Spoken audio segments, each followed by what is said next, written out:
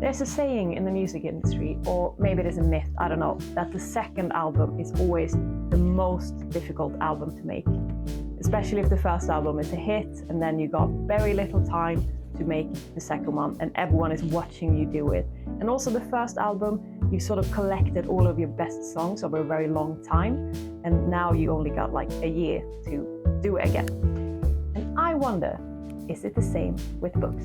Just by chance, I didn't plan for this to happen. I picked up 3 books that are actually the second book in a book series. I started to read this one, and if you've seen my video about the swapping phone opening times for reading time, you might have seen this one. Apprentice to the Villain is the second book in the Villain series. I also just stumbled across this when I was in Stockholm. If you've seen my Patti Smith video, this one makes a little cameo. And also, I bought this one. It just came out in Swedish, the second Emily Wilde book in Swedish. I know they've been out for a while in English, but since I got the first one in a hardback edition in Swedish, I wanted the second one. And I didn't want to rush through this series because I love the first one so much. So I wanted to savor it and wait for the Swedish hardback edition. And isn't it pretty? And it was very expensive. I hope that Heather Fawcett gets a lot of this money that I put into this book. So this better be worth it. No, it's going to be worth it. So I'm going to grab you by the hand and let you tag along for the ride.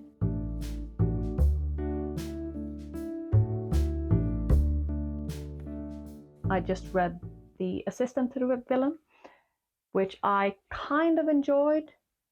I thought it was a little bit hard to get into the main character. I think she's easier to like and relate to in this one. The whole Apprentice to the Villain and the last one, Assistant to the Villain, is a little bit of a romance fairy tale. It's about this girl called Evie, and she starts to work for the villain. So it's kind of a complete twist on the classical fairy tale where the heroine of the book is always on the good side, but here she is on the bad side. Or is the villain really that bad? Really? It's very funny. It's got a great amphibian, funny sidekick I love. And in this book, some other characters get to take a little bit more place. So that's great. So yeah, let's get reading.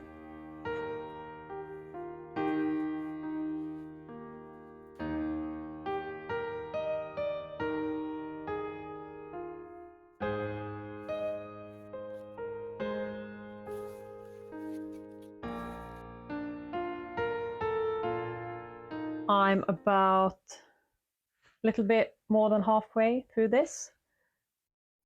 And I think I have the same problem that I had with the last one, The Assistant to the Villain, that it was quite funny and fast-paced, but it's something in the language that doesn't make it like flow in my brain. I don't know, because I'm quite used to reading in English, so I should be fine, but I have to go back and read some sentences again, and my mind just kind of drifts. I don't know. I normally don't have that problem. I normally can focus quite well when it comes to reading. So I don't know what's with this book, because I like it and I want to like it.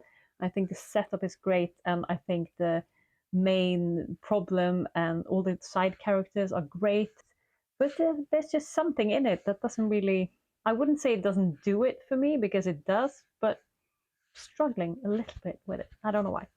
Anyway, I was going to complain just now that the main love story is a little bit frustrating, because I think I can say this without any spoilers. The main love story is between Evie and the villain. And they want each other. They yearn for each other. Just do it already. But they never do. It's hard to understand why. It's because he's her boss. I don't know. I think that's a problem that you could like overcome quite easily if you just talk to each other, but they don't. And I think it's fine to do it for like one book, but now a book and a half, I got a bit tired of them. But haha, page 192. Something happens. They will probably go back to their normal annoying self after this. but at least something happened. I wanted to do something now with my reading, since I'm reading together with you, and that is to actually look out for certain sentences that actually hits in here. I normally just let the words flow over me, like don't really stop and reflect. But now with you guys, I have to do that. And I actually used my very first little note in this. I normally never ever do this. I would never draw in the books. I can't do that. I mean, this is a library book, but I wouldn't draw in my own either. I don't know. It's just something about that is not right with me. But anyway, I thought this was so pretty. I'm going to read it to you now. Losing someone didn't mean the end. It merely meant the beginning of the life you would lead without them, the beginning of letting in the people you'd gain in their stead. I thought that was a nice little paragraph about love and loss.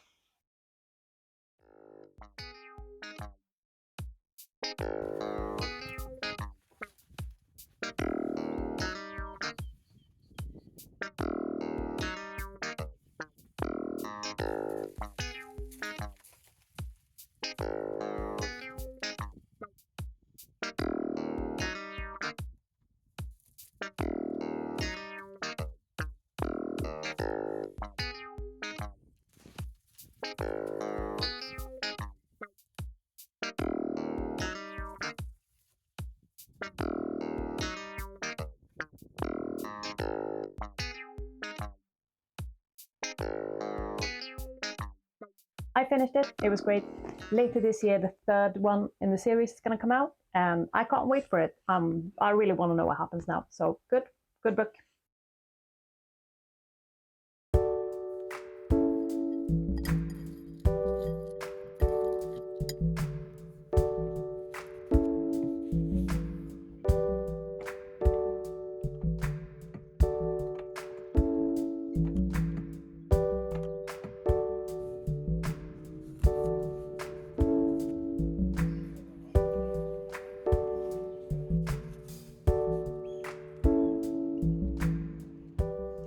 Due to my aversion of actually reading on the back of the books, I didn't know this was a prequel. I thought we left Viv off with our cafe, and I thought this was going to be a follow-up on that story, but it's not. It's about young Viv. It's really great so far. It appears it is a book about reading. Love it.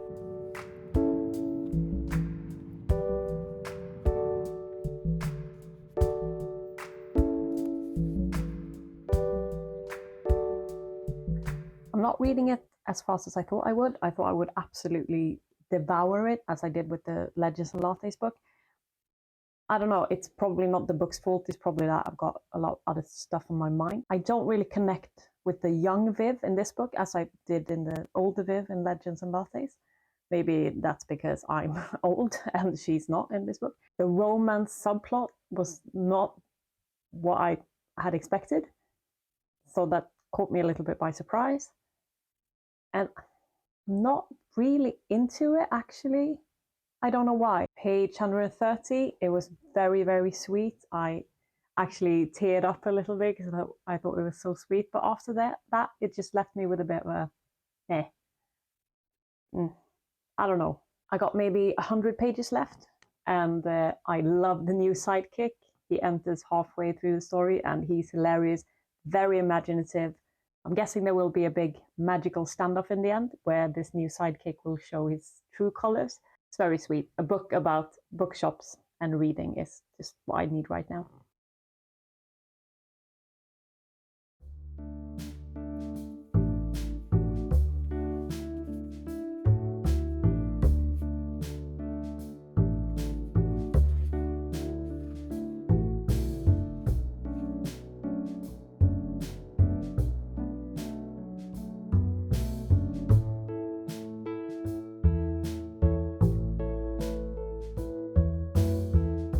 Reading update. I'm 106 pages in, and the book is 389 pages, so about a third. It starts off with a super action-packed scene, which took me by surprise. It's like sword fighting within the first few pages. It was great. I just expected a bit of a slower pace. Also, it starts with they're in Cambridge, and Emily meets a very strange man. And then a lot of fairies, or not fairies, Cheries, evil wolf fairies, I don't know what they're called, come to kill Wendell. So they have to find out why. They also have to find his door to his kingdom. So it's quite a clear end goal to the story for now. 2 new characters are introduced. Emily's niece, who is her assistant, and also a grumpy professor that works in Cambridge as well. So these 4 people go together to the Alps, Austria. I think Austria, Switzerland, something like that. I'm not as taken away by it as I thought, unfortunately. I think so far Emily is doing quite weird and stupid stuff. And the last book, I was very into her as a character because I feel I could relate to her and she did things that I would have in that situation.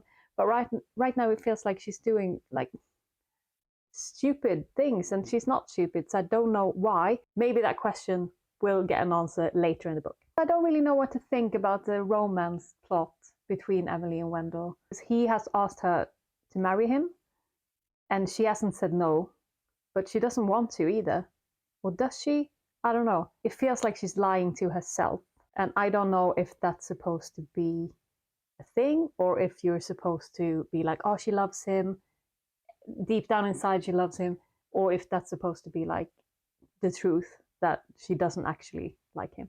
So as for now, I like the first book better, but there are plenty of pages left, plenty of nice words that I'm going to read, and maybe this will pick up a little bit from page 100 and forward. So, reading montage.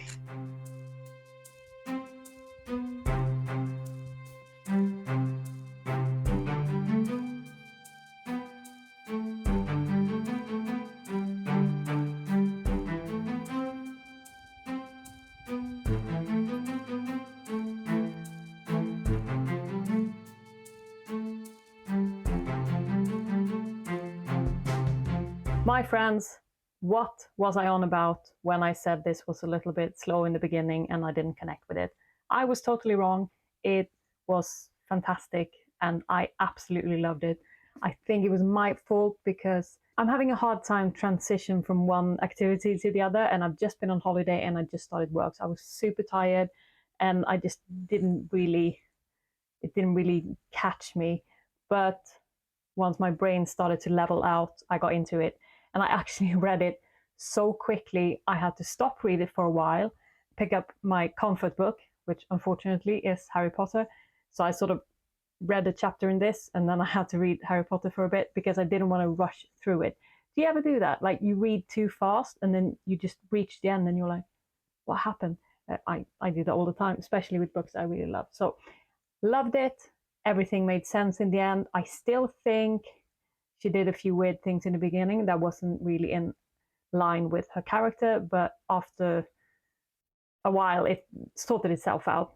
And I don't want to spoil too much, but I'm gonna say there is a development in the relationship between Emily and Wendell, and I really appreciate that the author didn't go very deep into the intimate details between them, because I think that would be very weird to have Emily Wilde in a spicy scene. Like, I don't know how that would work. I would actually feel a bit awkward. I don't know. No spice in this book at all. The only bad thing with this book is that I probably have to wait like a year for the last book to come out in Swedish. Now, let's talk about the second books in general. Conclusion. What actually happened in this vlog? Is the second book actually harder than the first one, or the third one, or whatever? Is the second book the hardest one? I don't know. As a writer, I'm going to let you know once I've written my second book. But probably as a writer, this is very tough. And also, yes, as a reader, because you have expectations. You already have an idea of the world, which is great. Then you don't have to be confused by the world building. You can just dive straight into the story. If you really like the first book, then your hopes are going to be super high, and you might not actually give it an honest chance as you would the first book when you just come in blank. In this one, it was a lot of character development, and they introduced a few new characters, which was very nice. You actually got to explore the fairy world and everything that is connected with that, and it was good. She did that very nicely. This one, of course, you didn't get character development because this is a prequel, but you got to have a little bit more insight in what kind of world it is that we're in. Not much is explained in terms of like magic systems and stuff like that, but it's not supposed to be. It's supposed to be a kind of a low stake fantasy, so I think that's also done very nicely. This one, most of the character development was actually Becky in this one and not the main characters. It sort of stayed the same. You got to know certain things about the world, but it was also a little bit confusing. It didn't really have a clear, I don't know, you weren't really sure what they were doing and why they were going to all of these places. I don't think the development of the world and the character in this one was as, not good, but as big as it could have.